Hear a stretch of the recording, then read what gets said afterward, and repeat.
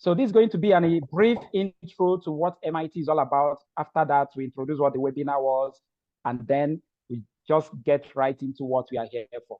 So welcome once again. What is Medics in Tech? So for some of us who have been asking, what is Medics in Tech and what was all this MIT that we've been talking about? So in summary, it's all about digital health education and advocacy led by medics and tech experts. So that's a brief summary, but that's not all. So it's a community for medics who are interested in tech or who want to transition to tech, as well as non-medics who are building solutions for the medical domain. And this focuses on tech trainings, tech collaborations, information sharing, and the sense of a community. Now, if I'm asked to explain what we do in a minute, this is actually what I'm going to say.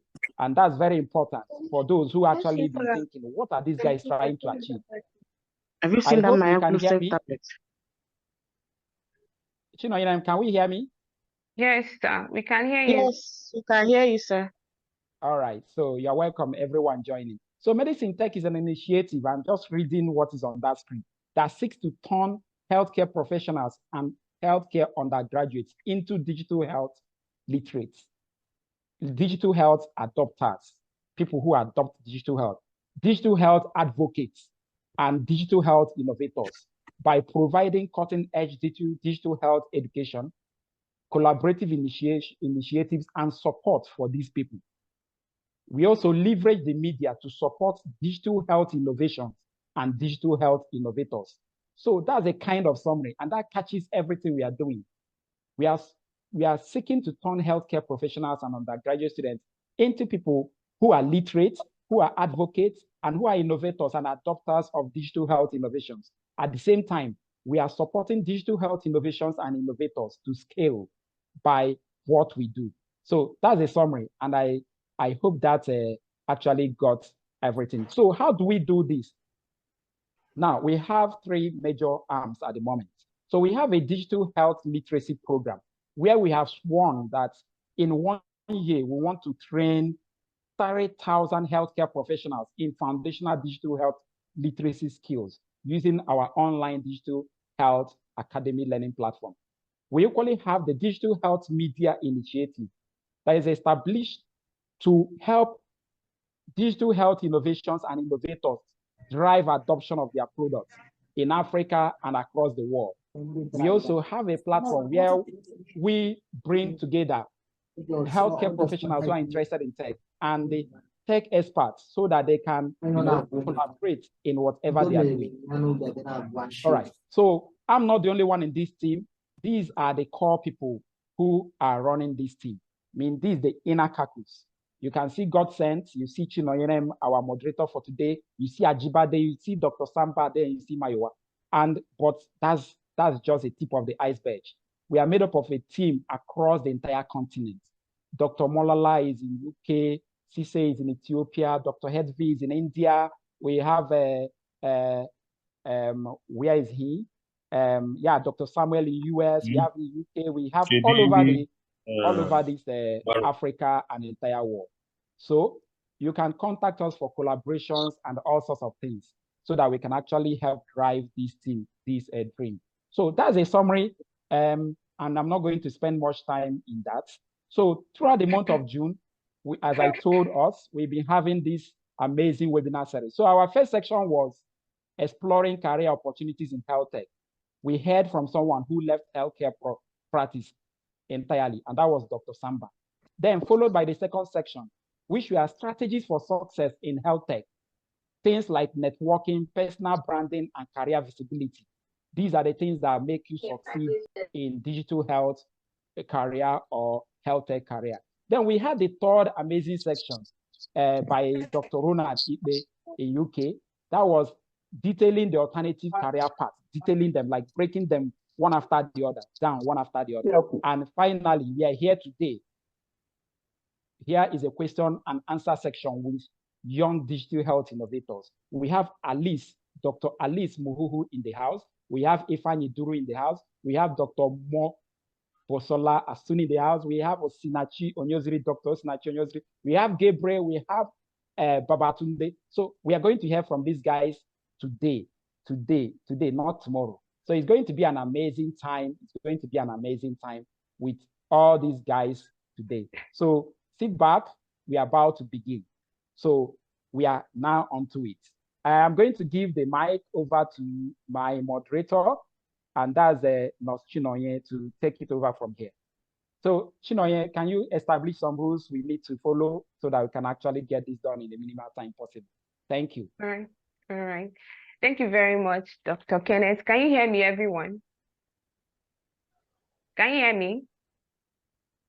Yes, I can. Yes, we can hear you. All right. All right. Thank you. Good evening, everyone. Happy Sunday. Once again, you are welcome to the first section in this series.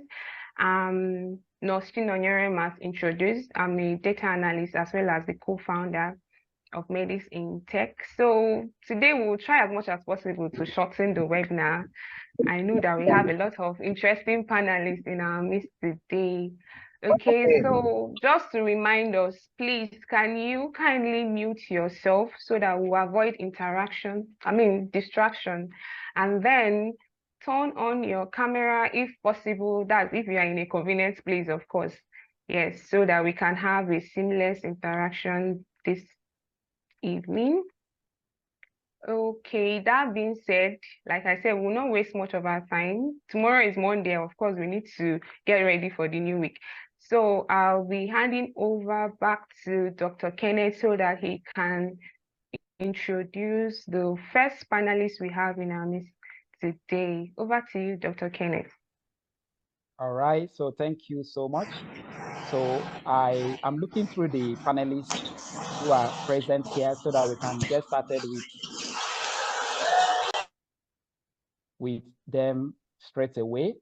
So Dr. Omobosala, if you are here, please, we would like to have you turn on your camera so that we can introduce you to everyone. Yes, I'm here. Can you hear me? Great. I can hear you perfectly well. So first of all, you can turn on your camera so that we can see you. But let me read about you first, and then I will stop sharing so that everyone will see you properly. So the person we have as our first panelist is Dr. Omobosala Asuni. Omobosala Asuni of Helium Health. A lot of us know Helium Health. He is a leading public health physician specializing in strategic planning and a whole lot of things. She has a track record of driving transformative projects and fostering high-level stakeholders collaboration. So it's not so much into the details, as you can see. At Helium Health, she spearheads digital health and digital public health initiatives. That's the catchword there. Digital public health initiatives. And that's especially for low and middle income countries. She has an advanced degree in primary health care from King's College London and attended the University of Lagos College of Medicine in Nigeria. She remains a respected thought leader, regularly contributing, speaking in different high-level speakership in different places. And that's the person we have today. And this is Dr. Omobosala Asuni. I believe that a lot of us know her. Yeah, I got to see her for the first time. That was last week, where she actually won an award, a mind-blowing award. I won't tell us how much because I'm going to share the link to her profile so that everybody follows her, because you gain a lot from following her on LinkedIn. So I'm going to stop sharing. But before I stop sharing, I'm going to read her question. So we want to ask, what inspired you to transition from your traditional healthcare role to becoming a digital health innovator, whether fully or partly? And what challenges have you faced during this transition? This question is going to help a lot of participants on this call as to find their why for entering into the digital health domain, and also anticipate challenges, what challenges they can be anticipating when they get into this. Now, we are asking this with respect to you. So I'm going to stop sharing so that we can actually see you. Thank you so much. Yeah. So you can take it away from here. I guess it's one of those stories where it's not a case where I left medical school thinking, oh my God, I'm going to go into digital health. It wasn't that. I finished medical school quite a bit ago, like almost, I think about years now. It's been a while. But my transition, I would say, first of all, when it comes to even talking about traditional medicine, which is mostly clinical care, as you know it, and potentially public health, the traditional specialties that you would normally do. I think when it comes to transitioning and just to help people, I would say that as I talk about my journey, I would also say, I would talk about the different things that were going through my head, right? So that in case any of us are feeling like, is this really right for me and all? The first thing about transitioning is that you have to be open to change. You have to be open to sort of listening to yourself and listening to the things that you know, that draws your attention, right? So yeah, so I mean, from traditional clinical medicine, I served right from school. I thought I was going to be a psychiatrist, right? Funny story. I thought I was going to be a psychiatrist. On my first, I think one of my very first as a student, we went to Yaba Psychiatric. I was enjoying it till we were clerking a patient and the patient just attacked us. So first of all, I ditched that. Like, I never thought in my head that a patient can attack you while you are trying to collect them or provide care. So that seemed quite threatening. And so I left medical school. Of course, I served and all. And I then went into clinical care. So I was an MO, I think at the time it was for Critical Rescue International. And I would say that my transition kind of started from there in a way, in terms of veering off from traditional medicine. So it's also a personality type. I'm also the kind of person that I get bored easily, I would say. So when patients come, you know, when they come, it feels like, oh my God, this problem, they've never heard of it before, or this problem is really special. But as a medical officer, you've probably seen like 6 or 7 or even 10, depending on how the clinic day is, right? You've probably seen it. So I found it quite repetitive. I was more interested in why the system was not working. Why is it that patients have to stay for so long? Why is it that we don't have as many healthcare workers to attend to patients? So I've always been a system person. I was more interested in those things. And I was pretty bold. So I would challenge management to say, oh, sir, why can't we do this way? Why can't we do that way? So that was kind of, and when I realized, and since they saw that I was interested in the process of things, they were involving me in more things. Can you hear me? Yes. Yeah. Okay. They were involving me. Yeah, they were involving me in more things. And hence then that was what led me into sort of public health. But by the time I wrote my personal statements, they were like, Nigeria needs more of a primary healthcare system than public health. So they then sent my credentials to primary healthcare. And, you know, so that kind of moved me away from, you know, sort of, I would say, like the traditional way of doing things.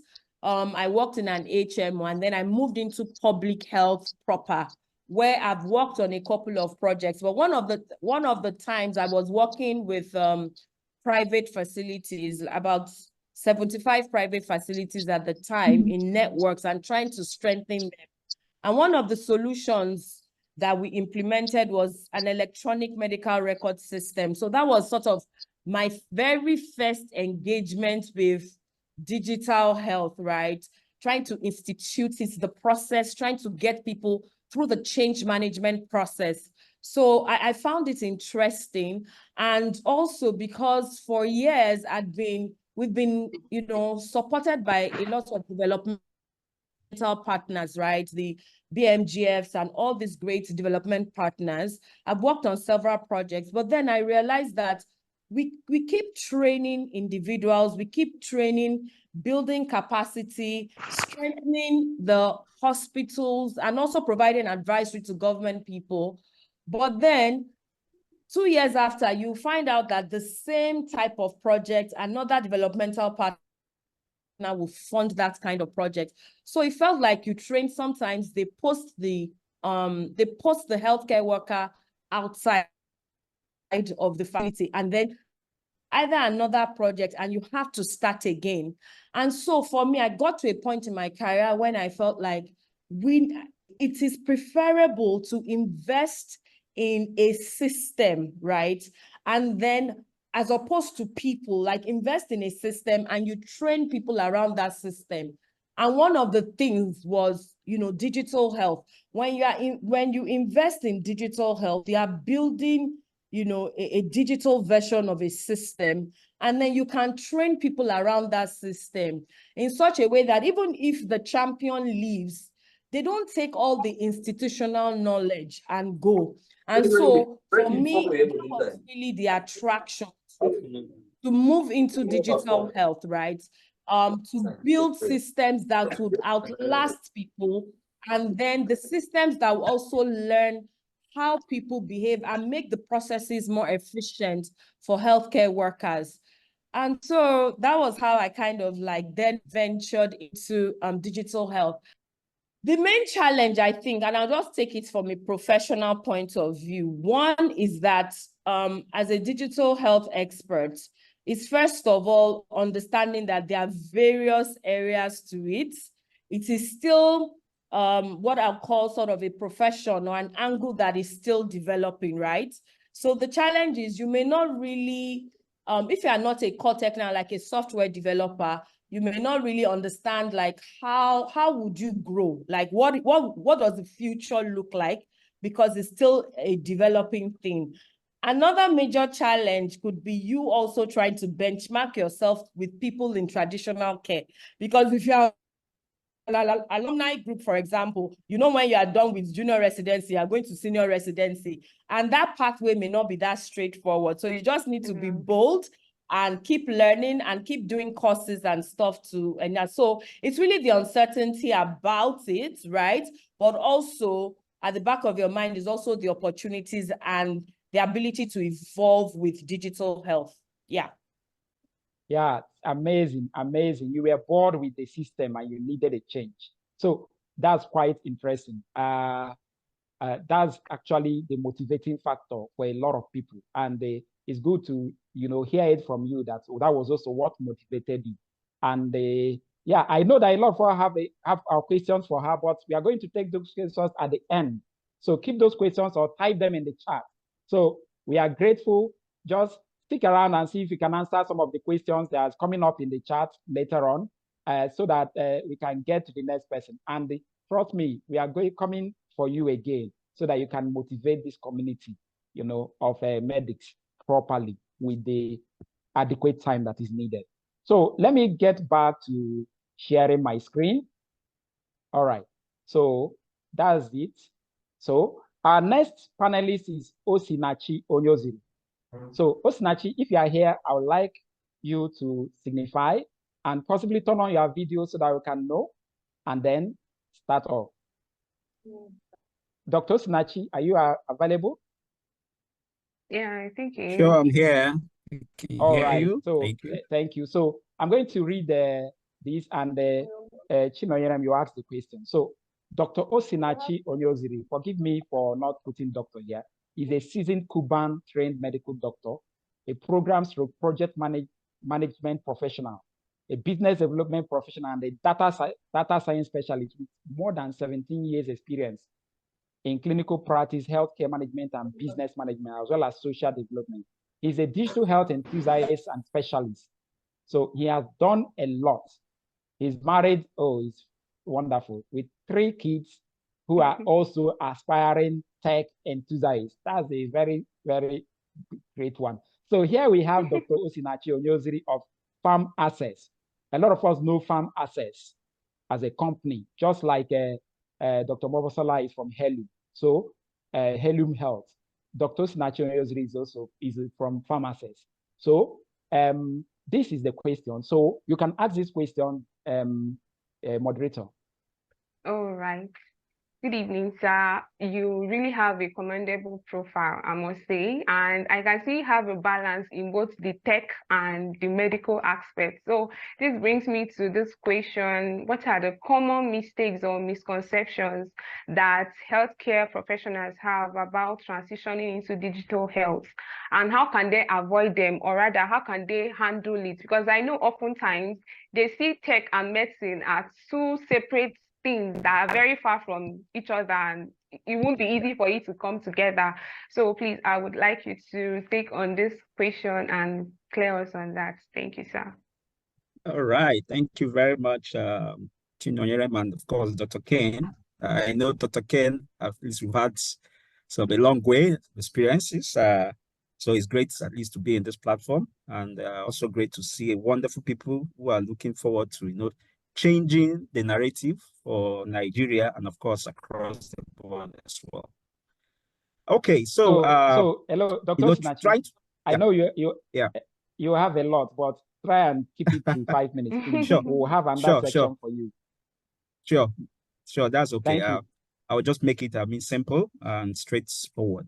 So just like the question says, what are the common misconceptions, around healthcare professionals, transitioning into digital health?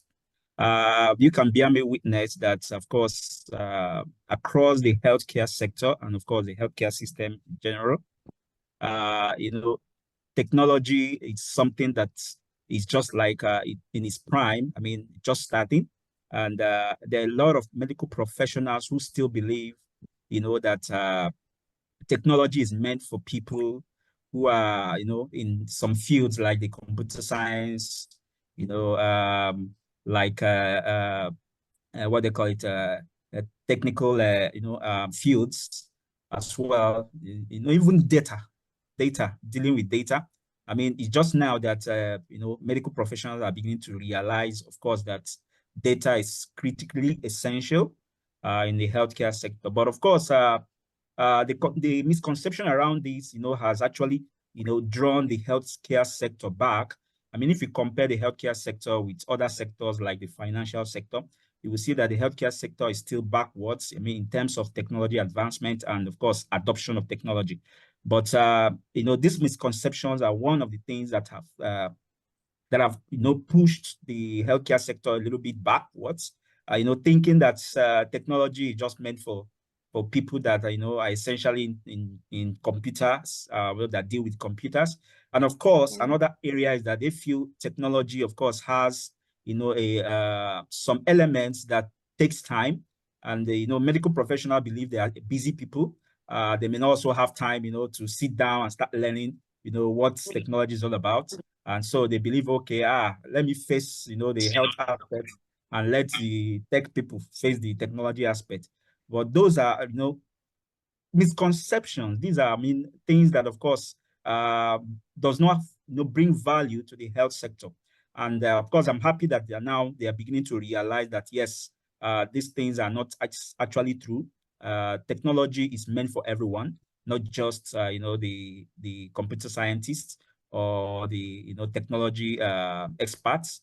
But of course, it's meant for both the medical professionals as well as other people, even the people in legal, the legal experts as well. Technology is beginning to, move into legal aspect, if you can bear me witness to that. So, like I said, they believe, one, that it's meant for certain people. Two, it takes time. They may not have time for that. And three, of course, we know that, patient, doctor, confidentiality is critical in health.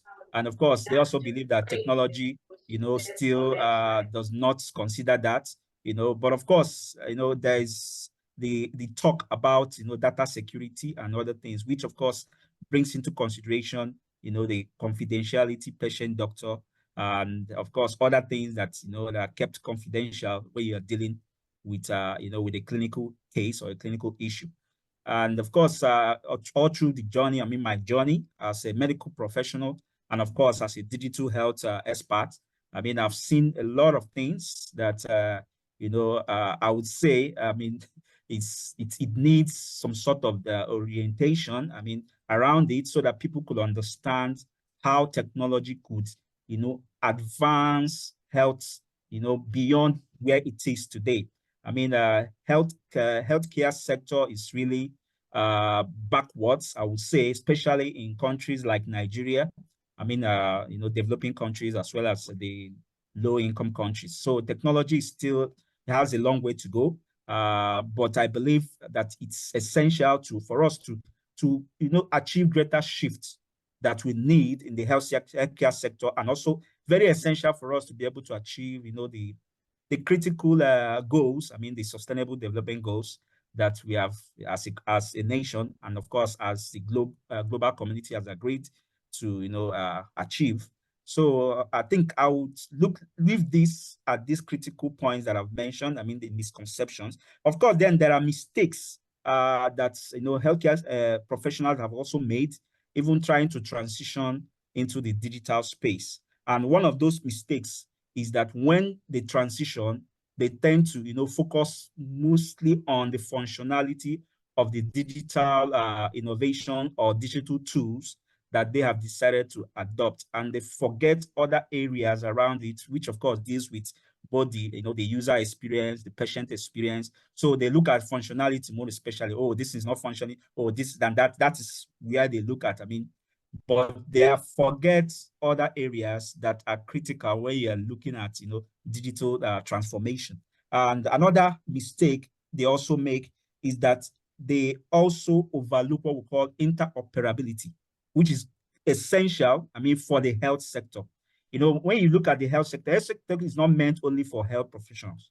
Actually, health sector is an integral system that needs both the healthcare professionals, it needs other business entities, it needs analysts, it needs policymakers. I mean, it's a conglomerate of different specialties, brought together to achieve a common goal.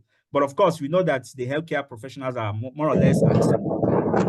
So when you are talking of digital transformation or digital transition, one of the key things that you have to consider is interoperability, more, with the system you're adopting. And we've discovered, I personally have discovered this over my, my transition, over the course of my career, that this is an area that a lot of medical professionals are still making mistakes. So, I mean, when you are going into or trying to adopt a digital technology or a digital tool, you also have to make sure that whatever you're adopting has, the tendency to be, linked with other systems, with other existing systems, and of course, future systems that may come into place. All right. So that is another area where healthcare professionals are making some mistakes. I can also see another area I will talk about is over-reliance on technology as well. We've seen some healthcare professionals, once they venture into technology, they over-rely on those technology, and they also forget the human oversight aspect. Yes, technology is key, but of course, it also needs a human oversight, to function, for it to, continue to align with expected goals. So one of the things is that when you over-rely on technology, you tend to miss some steps, especially in the health sector. So that is another area we've seen. And of course, thank God, I mean, Dr. Ken, I mean, those areas, you people are also looking at that. I mean, when you are looking at the literacy level, of digital technology. So those are areas we also need to talk about. And okay, yes, and maybe that will be the last point I'll make. We also talk about change management. Where you are transitioning into technology, you also need to consider change management. And when you're talking of change management, that means everybody needs to be on board. All your workers need to be on board. Technology is not meant for certain people. I mean, when you are transitioning to a system, of course, it's a system that is going to change your internal operations. Of course, everybody needs to come, into play. And when you are bringing everybody, of course, you have to talk about change management. You have to talk about how do these people, look at this change? How do they, adapt to it? Can it help them, or can they be able to adopt this, very easily? So those are the things most healthcare professionals also neglect. So I would say these are, some points, at least I will try to leave for us today. Then looking at how to solve this, I mean, if I can go on, I mean, Dr. Kane, mean, I don't know. Yeah, Can I your continue? time is already well Yes, I spent. know it's far well spent. You can Okay, just touch. okay, I'll just make 1 or 2 points. I mean, so in terms of how do we solve this, we start. One of the areas is trying to, talk about reorientation of the healthcare professionals, and I believe that is the goal of the literacy arm of the medtech conglomerate, or what I say, medtech initiative. Community. So reorientation of medical professionals is very key. And of course, another aspect is comprehensive training and continuous training. When you train, it doesn't mean that is the end, especially when you're talking of technology. Technology tends to move forward. So there is need for continuous training. There's need for continuous orientation. There's need for enhancement, of course. So those are 2 key areas I would like to, talk about, ways to handle some of these mistakes and misconceptions. So if we, reorientate the professionals, and of course, keep them in continuous training, continuous, knowledge, sharing, of course, I believe some of these mistakes that I've outlined today will be handled. So thank you very much. Wow. Thank you so much. You really, you have broken down the answers in a way that everyone could actually understand. So thank you so much. Yeah. You can see that if you have given, if you actually give these guys, Dr. Mobosala and Osinachi, even 20 minutes, 1 hour, it wouldn't be enough for them. So thank you. One of the misconceptions also I would have loved to also hear is the misconception that tech is going to actually take over our jobs. You understand? And I still remember when I was pushing about AI in my radiology department. One of the elderly ones called me, say, "Come, Ken, why are you pushing this thing? Is this thing not going to take our work?" I mean, she was very serious. Why are you talking about this thing when you know that it's going to take our work? Sorry, okay. So this misconception you talk about, I mean, I also tried to outline it when I talked about neglecting that human oversight. That's where this comes into play. Doctors thinking, okay, technology, okay, since they say technology is here, let's go into technology, and they'll forget that even though there is technology, there is still, the need for human oversight over the technology. And of course, that explains why, tech cannot take over the jobs of doctors, in as much as doctors are in tech. But they still needs to be there to ensure that the technology, still aligns and follows the right, procedures and track, and of course achieves the aim for adopting that technology. Thank you. Thank you so much. What an amazing section. Thank you, Dr. Mobosala. Thank you, Dr. Sinachi. So just stick around in case there is a question for you at the end. So now we are going to the next one. We are going to introduce Babatunde Abdulhamed. So Babatunde, if you are here, please just let us know so that we can take your question. And if possible, turn on your video so that we can also see you. Hello, sir. Yes, I'm here. Oh, great. So who is Babatunde of My Belle and Tida? So he's a social innovator with a passion for improving health and well-being of African communities through research-driven approaches. He's a young world ambassador and alumnus of the Young African Leadership Initiative, YALI, West Africa, and the Clayton Global Initiative Universities alumni. He's a co-founder of My Belle, digital technology for pregnant women, and a co-founder and CTO of Innovation and Design Thinking Academy, TIDA. So he has served in various capacities in different companies and in different associations. He's a global health researcher with more than 27 publications in international peer-reviewed journals. So when you were talking of publications at this young age, guy, I can count the number of publications I have, but when you're talking of 27 of someone of the, my dear. So here is Abdulhamed Babatunde. Sorry, I missed the E. We missed the E over there. So, Chinoyerem, you can ask him the question so that he can now, show his face and then answer this question. Okay, sir. You're welcome. You have a very interesting profile, quite applaudable one. So I would ask you this question. We would like to know what funding or support resource have been most helpful to you in developing your digital health project, and how can others access similar resources? We really want to know. Okay, Exactly. over Okay, to I you, want to sir. know. I need support. I need funding. okay, thank Over you very to much. you. Can you hear me? Clearly. Yes, we can. Okay, thank you for the introduction and the invitation. So for me, for my belly, I think the major fund that has been helpful and support was the Fishbowl Challenge. Fishbowl Challenge is a global entrepreneurship competition, and they focus on different areas: healthcare, agriculture, and some other stuff. So I applied in 2021. I joined a team of global innovators, and then we formed a team online, and then we participated in the challenge, and we had a lot of series of trainings and lectures for 6 months.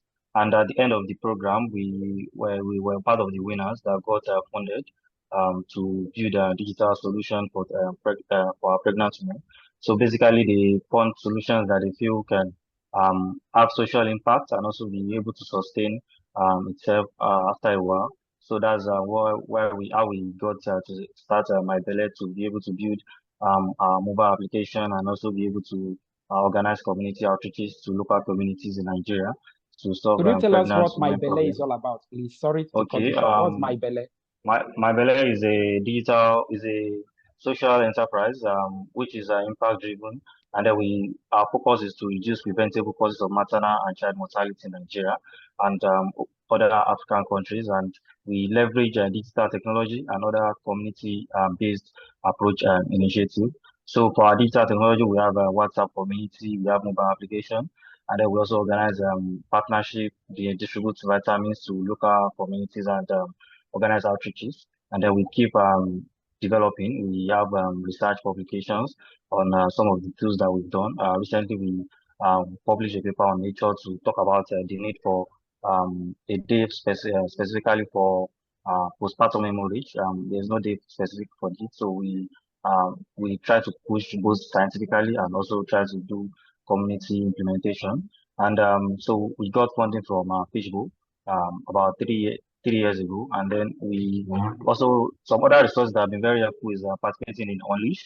Unleash Challenge is a global innovation challenge also, which is about 6 months. And then you get to train. Even if you don't win, you get to learn a lot of stuff in the process. Social Shifter is also another challenge that I think are very instrumental for innovators to get to on their skills and then work more on the building their solutions to be human-centered.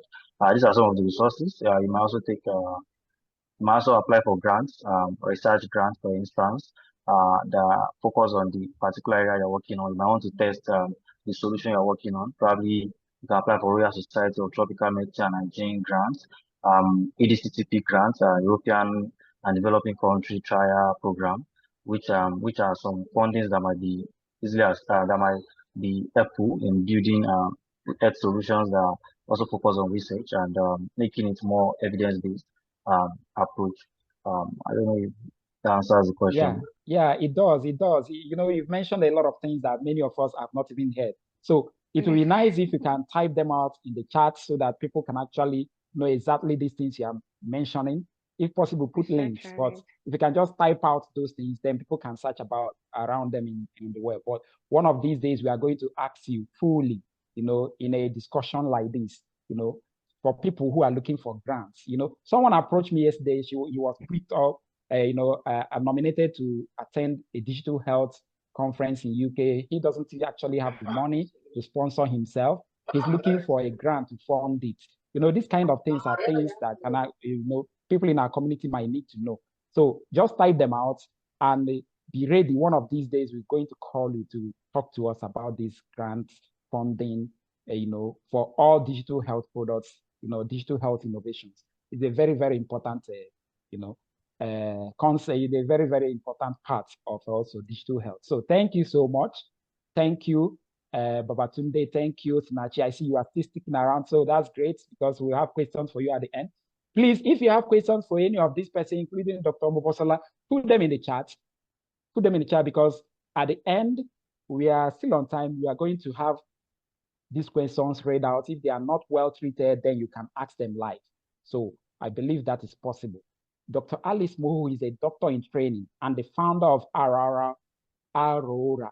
Please, you are going to mention this correctly for us. Aurora Health Systems, a medical technology company innovating in cardiology and renal care. Yeah, I don't want a background noise, so that's, yeah. Okay, Aurora is involved in developing many homegrown solutions that can be scaled in low resource settings across the continent.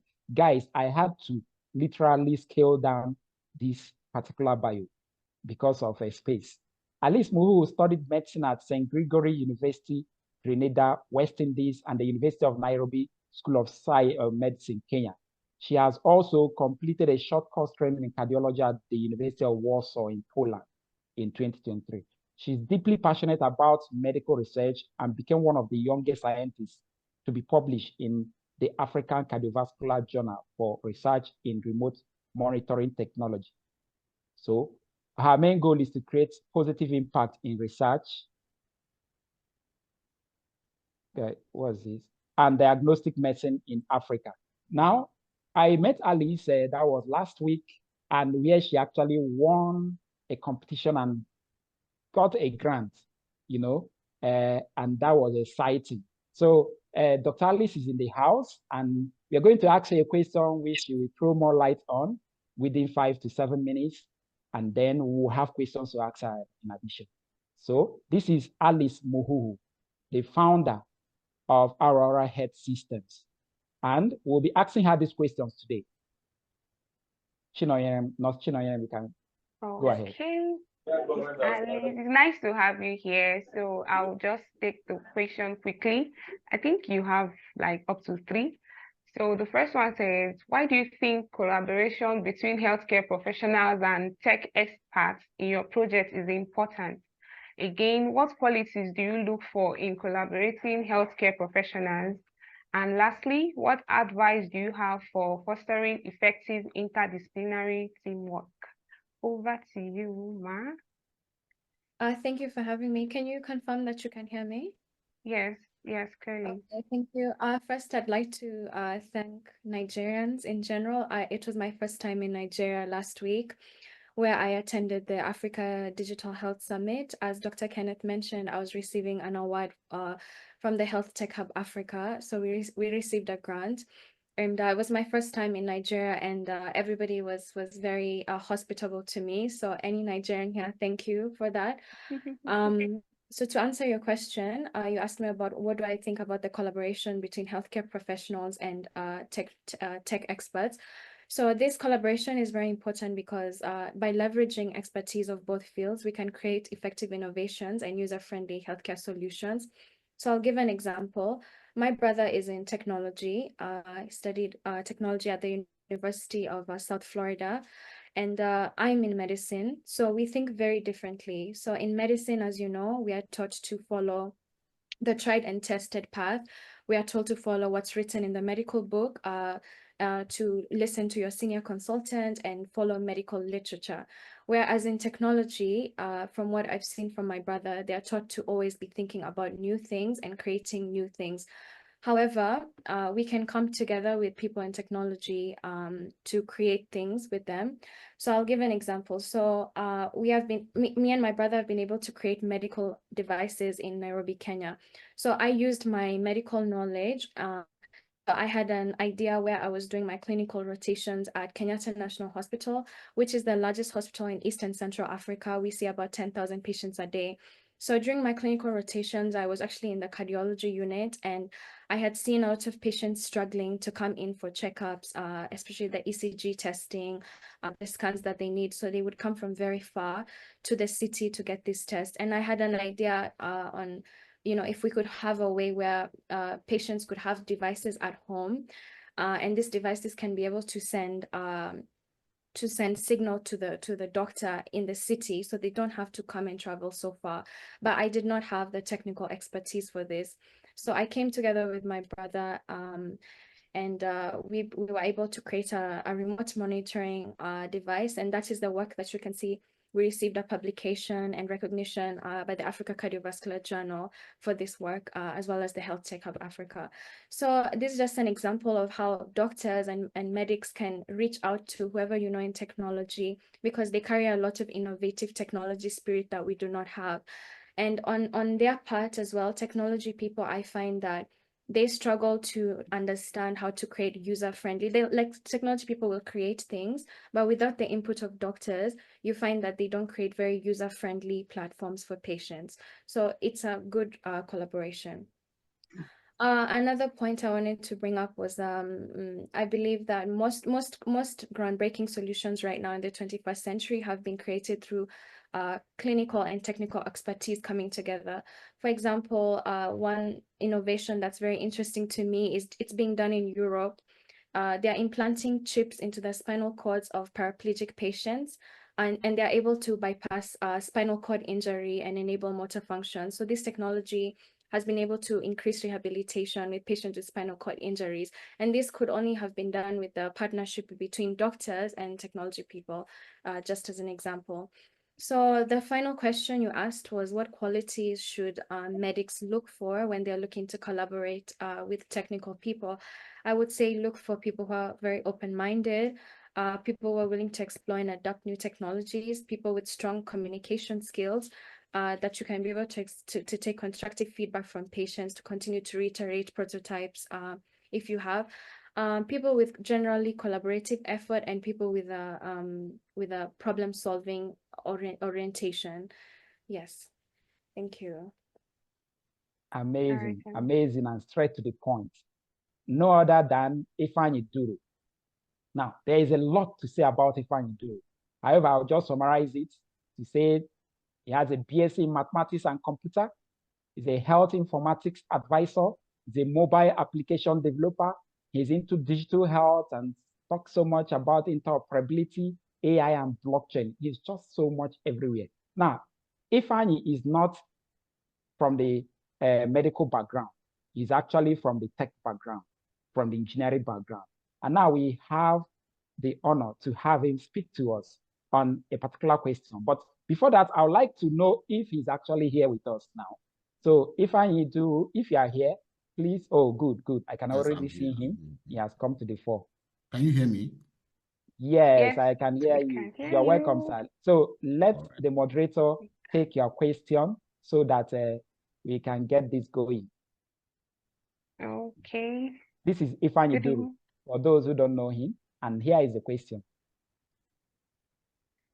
All right, good evening, sir. Particularly, I consider this question basic for everyone here. Because okay, let me just go right to the question. Can you hear me, sir? Yes, I can hear you. Please go ahead. What skills and knowledge do you consider essential for healthcare professionals looking to succeed in health tech or digital health industry? Please, over to you. We would like to know. Okay. Okay. Yeah. Thank you, everyone. And thank you, Dr. Ken, and everyone for having me. It's a privilege to speak on this panel. Yeah, so I'll just run through some of the skills, and thanks to the other speakers. Alice, thank you for your collaboration with your brother, who is also a tech guy. Of course, tech guys, we have a mind of our own kind of, and as you've said, you're right. We tend to just develop things the way we want and the way we feel that they should work. And there's that need for collaboration. And over the course of working in this health sector, I think I can confidently list a couple of things that are needed for someone who wants to either transition or you're looking out for someone you want to collaborate with. Just a brief background, I was working in finance before I moved to health. So I was developing for finance for a couple of years before I moved into health. So I didn't want to put profile because I'm not that kind of out like that.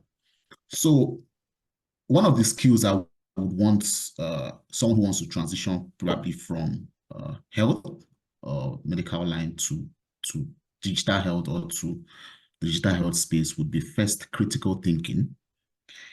It's a soft skill, but it's a skill that helps open your mind in terms of thinking outside the box. And as Alice has said, the medical practice teaches you to follow the books and to listen to your superiors. But for software developers or for people in digital health or for people who develop, usually it's kind of it has a lot of entropy. It's random. You could wake up in the morning and your life has taken a new turn. So I'll just list a couple of things I believe, a couple of skills I believe that can be learned. They are all out there, but I'll just list them and maybe explain a little bit from my own experience, what I've gathered working in the health space as a tech guy as well. My background is health informatics. So health informatics basically has to do with software development. I just want to mention that going into health tech doesn't mean that you must develop software. It doesn't mean that you must know how to code. It doesn't mean that you must write code. So I think that's a misconception probably from a lot of people, and it creates some panic and it creates some, it makes people afraid of doing some things. Of course, programming is there, software development is there because most of the tools we use are developed with programming languages. But there is an aspect of system design and analysis. That's one aspect that medics that are transitioning to digital health can only learn and adopt. Just system analysis and design. What does it do? It helps you help the developer.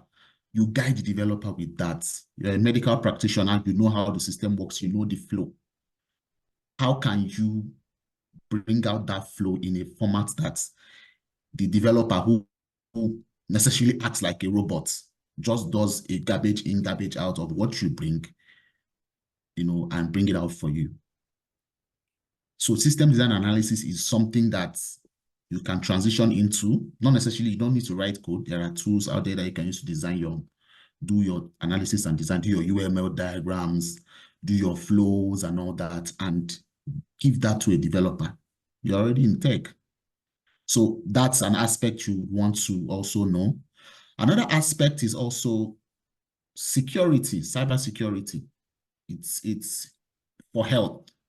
So I know Dr. Sinachi mentioned about patient confidentiality, around, and it's part of the things that are like on the front burner right now.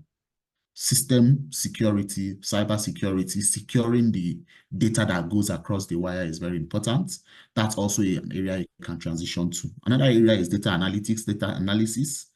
You must not necessarily write code to do data analysis and data analytics. You can use no code. Microsoft has a lot of no code or low code systems that you can use.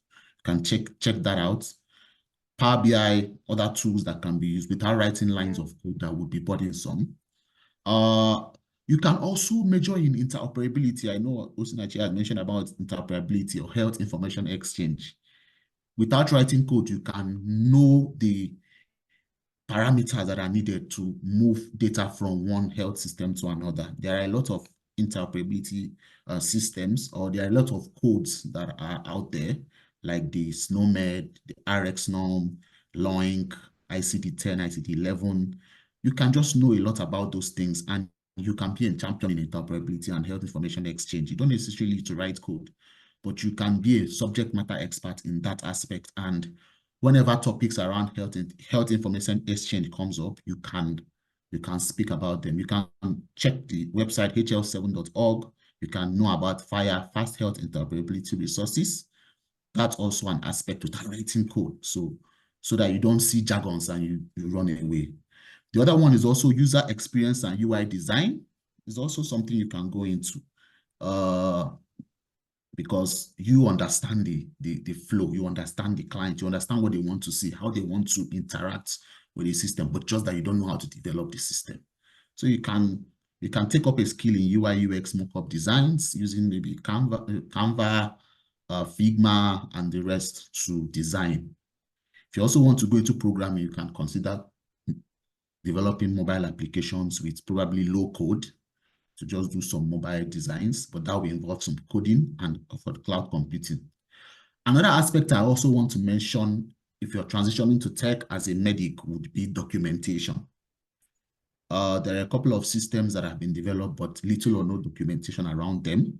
You can take up documentation as part of your skills without necessarily overburdening yourself. You can take up documentations around health systems that are already existing.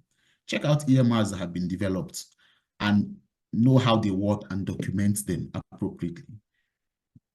You know, that wouldn't take a lot in terms of going to learn a new skill or a skill that has a steep learning curve like programming. Lastly, second to the last, I will mention something around quality assurance. That's also a skill that can be learned that has to do with tech. Quality assurance ensures that systems that you're rolling out or systems that you support or systems that you are part of that are being rolled out are tested and can deliver the purpose for which they have been developed and can serve of course, patients first and patient-centric systems. The tech guys might want to design, or if you're a tech person, as you're writing code or you're transitioning to tech and you want to write code, the question that will be at the back of your mind, the code I'm writing, is how is it going to work? Is it going to work as expected?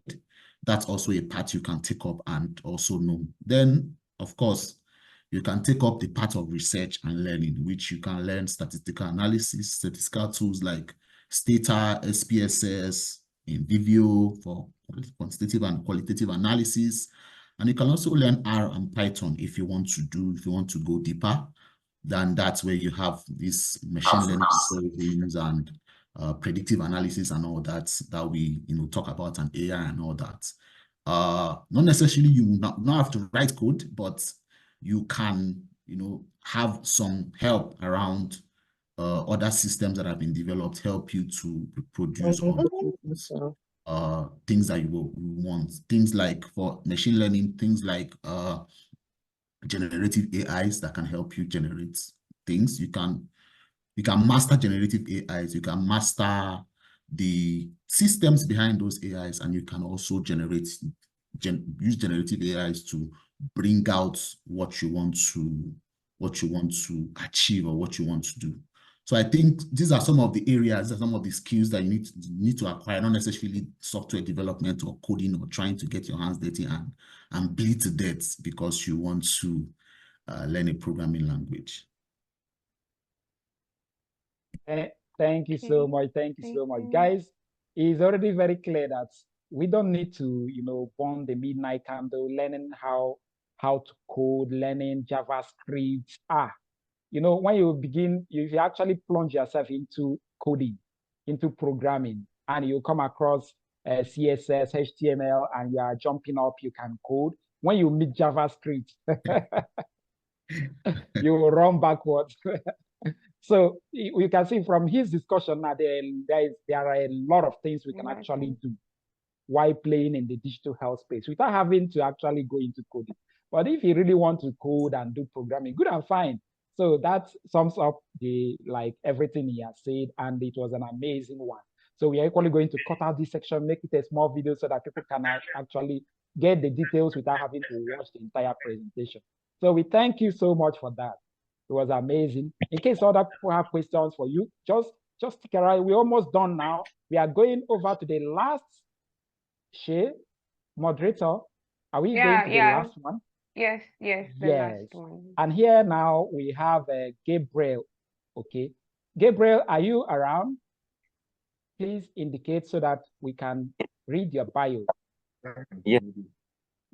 All right. We all know Gabriel. Gabriel is our podcast host, but he does much more than that. Gabriel is a powerhouse. With over 6 years of experience, he holds an MSc in Global Health and Health Management from the University of Global Health Equity.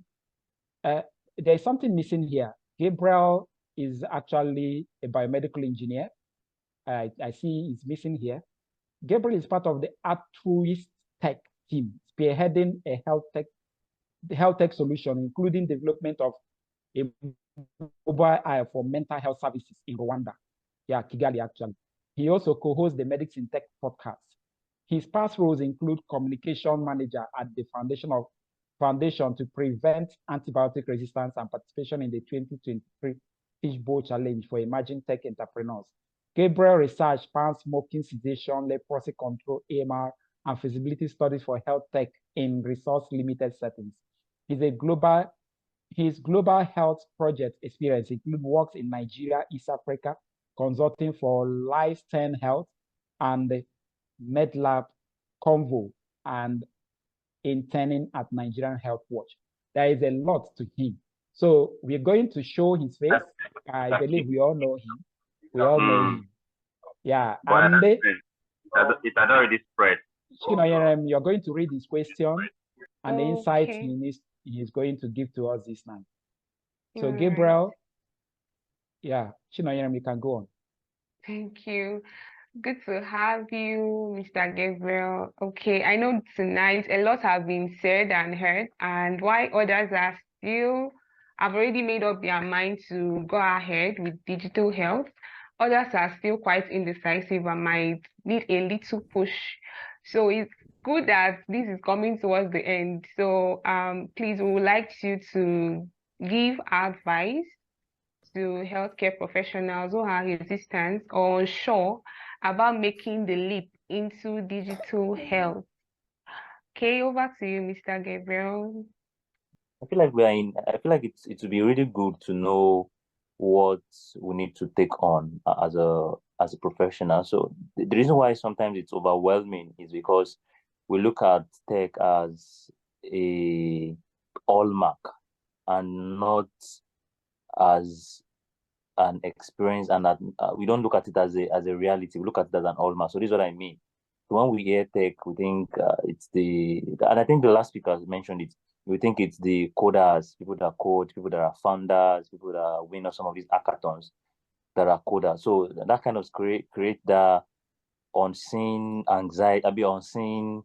I don't know how to put it. Like there's so much to tease out, but I feel like understanding that tech is as simple as knowing how to use ChatGPT very well. So you have to really understand that tech is not the big thing that we read in some of the books we read. Maybe you think of Facebook founder, tech, Mark Zuckerberg. Like it can be as simple as you want it to be. So this is what I mean. So as a person, it would be nice to know how much you need to take on. So to explain that further, so now you look at your career, what you're currently doing, what you want to do. Are you someone that kind of need to fully understand the whole application of tech? Or are you just someone that needs just the knowledge? Or are you just someone that just needs the understanding?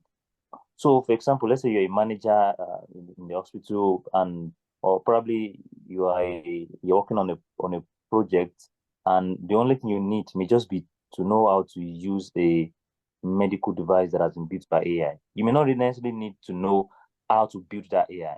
So that's what I mean. So you have to understand the difference between knowledge, understanding, and application of any area you want to venture into, because that makes it easier, right? So okay, I want to work in maybe product design. I want to work with, or maybe you're not even a product person. Maybe you're just someone that will be working. For example, let me use myself as an example. So I don't code, but I consult for health tech companies. As one of the speakers said, I think Doctor said, like a lot of tech builders build tech. They have amazing ideas, but they don't know how to make it user friendly. So because I've worked in the health sector and that is my background, that is what I do on that tech team. So I just consult to make whatever tech product anyone is working on, anybody that gets to involve me now, to make it user friendly.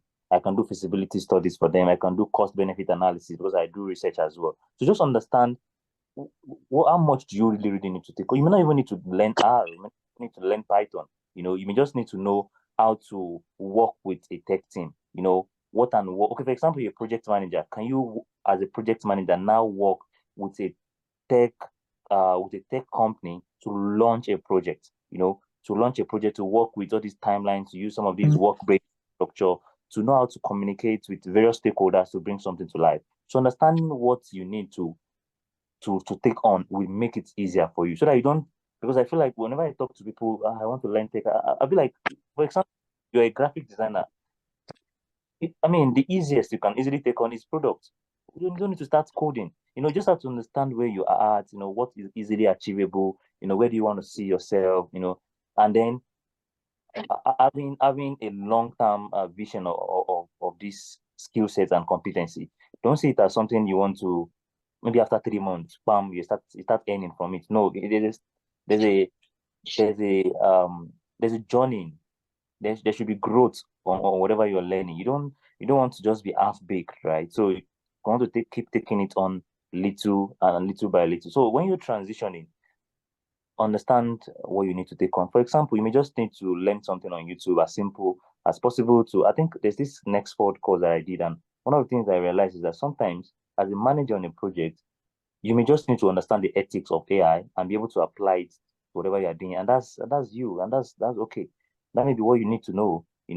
So understanding the whole atmosphere and knowing where to come in makes it easier. So this will make it easier. So example now, there was a time in mobile technology that we didn't have cloud computing, we didn't have cloud how do I put it now?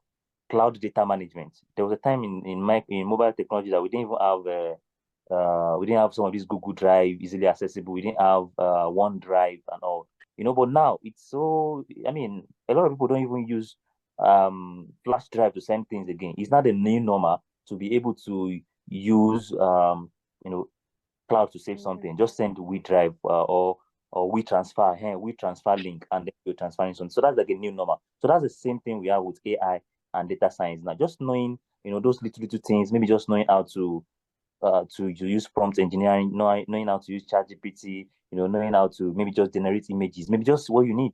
You may not need to take so much on. And if you now have to take so much on, then you now have to draft a plan towards it. For example, you may start with maybe a very I mean, let me take it this way. So for anything you want to do, like a behavior change or any upgrade as a person, I feel like the first step should be very easy. Don't jump into it. Just like when you want to start going to the gym or start exercising, you have to take little by little. As simple as maybe 30 minutes, 20 minutes. So take it little by little and grow into it. Don't see it as a fast thing that will happen within 3 months. You understand? So take it little by little and see it as a journey. Yeah. Am I able to? Have I been able to answer your question, sir? Yes, you have. Yeah. So thank you, our esteemed panelists. So it's been an amazing section, and as I said, each of these, 5 minutes speech from all of you, we are going to cut them into. So Medics in Tech is how is actually going through the second iteration of its Digital Health Academy. The Digital Health Academy was born out of the need to answer most of these questions we've been asking here, a lot of them. So the first iteration of this Digital Health Academy took place last 2 months, and with people graduating from it. So all these things we'll be talking about, taking baby steps, foundational knowledge. So that's what Medics in Tech Digital Health Academy actually helps to do. And we have a community of, grounded healthcare professionals who are already in tech, who are working in tech, who can gain, put you through all these steps you need. So we have free courses in the Digital Health Academy 2.0, like basic Python programming for healthcare, foundational AI course for healthcare professionals, foundational data analytics for healthcare, foundational mobile and web development course for healthcare, and a whole lot more. Design thinking in healthcare, fundraising for healthcare professionals, a lot more in this Medics in Tech Digital Health Academy. And one good thing is that all these are free. You don't get to pay anything. You don't pay even a dime to take all these foundational courses in digital health or health tech. So you get on the platform, choose the one you want, and you take the course, and you have support, weekly support, Zoom support for all the courses you are taking. Now, this particular iteration, the 2.0 iteration, is going to be self-paced. So you get to do it in your own time. Like you can do it in 2 weeks. If you have the time, you can do it in 2 months. And that's one thing that is very lovely about it. And you see, the Digital Health Academy is out there to help you to achieve this. Not just that it's giving you the technical knowledge, it's also giving you the soft skills you need to actually succeed in digital health. So that's the much I can say about digital health, but the announcement is going to be made this night in our WhatsApp group, so that the link is there in the WhatsApp group. The link will also be there in our LinkedIn profile. So you go there, click and register and get ready. By 20th of this month, all these courses will be available, and you can actually take them from the comfort of your home at the right time, at the right pace you actually want to take it. And these are the foundations for your advance into digital health or health tech. So we want to thank all our esteemed, panelists. They have given us a wealth of knowledge today. Yeah. We can't really quantify how grateful we are to them. And this is by no means the end of it. As I said, get to the WhatsApp group. We are going to share their LinkedIn profiles. We are going to share snapshots, bite-sized videos of all that they said, so that you can actually go back. And for all who registered for this program, we are going to send the recordings and all the slides to you for those who registered. And they continue to engage with Medics in Tech, both in the LinkedIn profile as well in our community on WhatsApp. We have a lot coming up. So, Chinoyere, we can now give a vote of thanks once more to them, and so we can